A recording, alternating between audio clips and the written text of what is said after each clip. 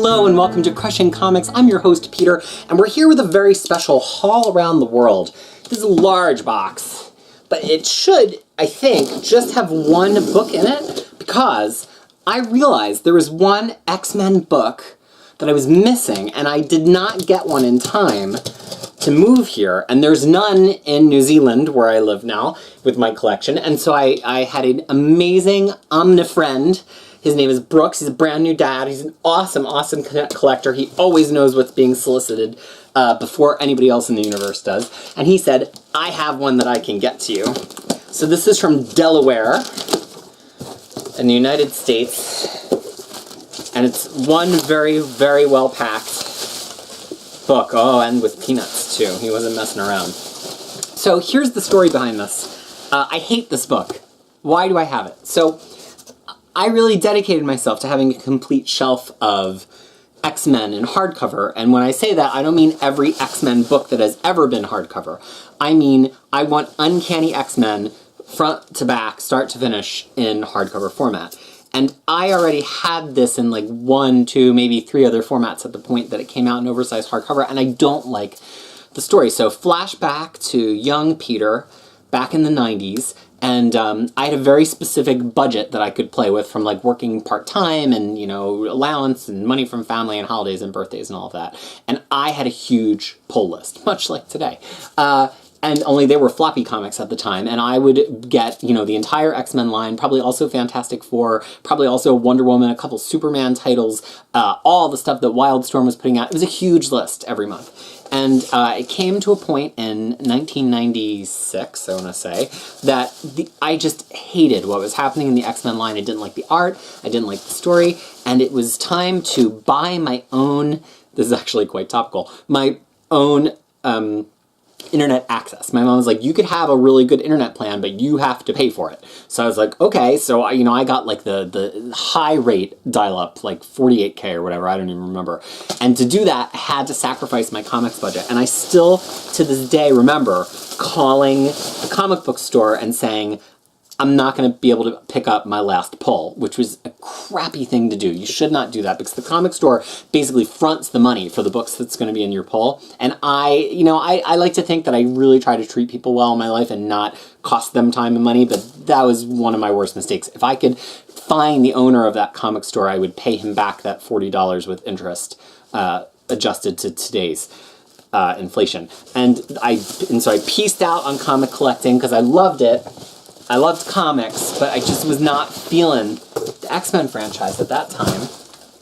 And the book that I pieced out on was, or the story that I pieced out on was this one. Now, of course, many good things came of that ultimately led to this, right? So I had internet access, I started my own GeoCities homepage, I started focusing on my songwriting more, and then I became an editor of a web ring of fan fiction, and then I started my own Crisis Productions page. I really started using the name Crisis, and then in the year 2000 I started Crushing Crisis, and here we are. So all of that was necessary, and now here I am, reunited with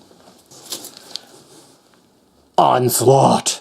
It's an onslaught of a crappy story. So first of all, here's this book. It's huge. It's one of the largest Marvel omnibuses. Even, I think this is from the art on cover era, as you can see here. X-Man featured prominently on that cover. He's taking over Marvel right now. This is in nicer condition than most books I buy new, Brooks, I have to say. Where was I? Oh, the story. So, Jean Grey, Bishop, came from the future, and he saw Jean Grey seemingly hunted and killed from someone off camera. And they had the pink energy signature, and so there was the thought that it was Gambit. And I think we first saw that here in Bishop's Crossing, right? So this was this pretty cool new plot thread, one of the first cool post-Chris Claremont plot threads. And And so stuff happened, you know, we had fatal attractions, Ileana dies, Wolverine loses his adamantium, we have the Phalanx Covenant, we have Age of Apocalypse, and after Age of Apocalypse, we come back to this, this Onslaught is coming, right, tease, and then it starts with Juggernaut just being laid out and saying, like, how did Juggernaut get laid out? It must have been because of Onslaught. And so it continued to build for like a whole year, just about.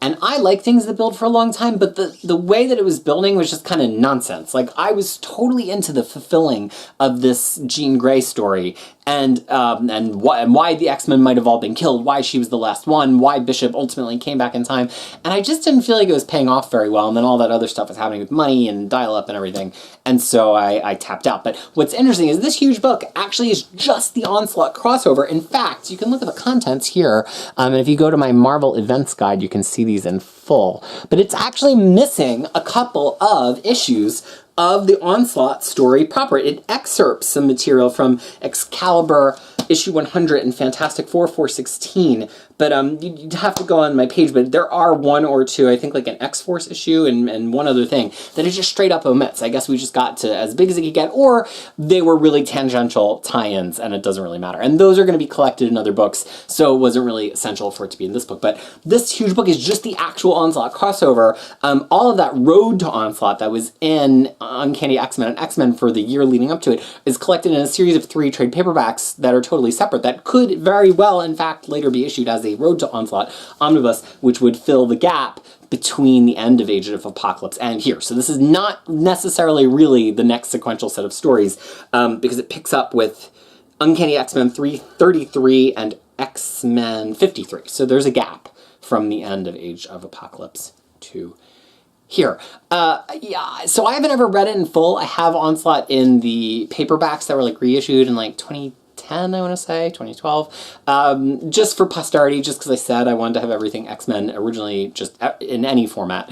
So I couldn't tell you a whole lot about it. It's a mental construct. It looks like a giant Magneto. It turns out to be from Xavier's brain, something, something, something. This show's not about me always knowing the story really well. It's about the story, about why I care about the story. So as it turns out, I don't really care about this story too much, but it will complete my Uncanny X-Men oversized hardcover shelf, and I was having FOMO, and a good buddy hooked me up. So usually we have the official shelving here now, but I don't even know if I have room for this, right? We're just going to like set it gently on the shelf. I don't even know if it's going to fit, quite honestly. So here's the official shelving of the X-Men and Avengers Onslaught. Oh, I guess that's one more thing to say about, like, it's one of those things that, like, how did the Avengers get here, right? Just kind of like Avengers versus X-Men, which you've heard me complain about. It was a fundamentally X-Men story that happened to cross over into Avengers, and Marvel, of course, uses it as the vehicle to get the Avengers and the Fantastic Four out of the main Marvel universe and into the Heroes Reborn universe, which now also has an omnibus, which I will not be purchasing. But really it was an X-Men story that happened to grow to be big enough for the whole Marvel universe, which was not really done with X-Men stories since Inferno, which really touched a lot of the Marvel universe. The X-Men sort of went away and did their own thing. They appeared in things like Infinity Gauntlet, but they didn't ever, none of the X titles ever tied into any of the Infinity Trilogy of events. So this was the first time that the X-Men event then kind of again bled out, and they kind of participated with the entire Marvel universe, other than their very brief Blood Ties crossover during the wedding of Cyclops and Phoenix. So now for the official shelving of Avengers and X-Men, X-Men and Avengers Onslaught. We're just going to set it right here very carefully. It would be a pity if it fell off the shelf after he shipped it all the way to New Zealand looking so good.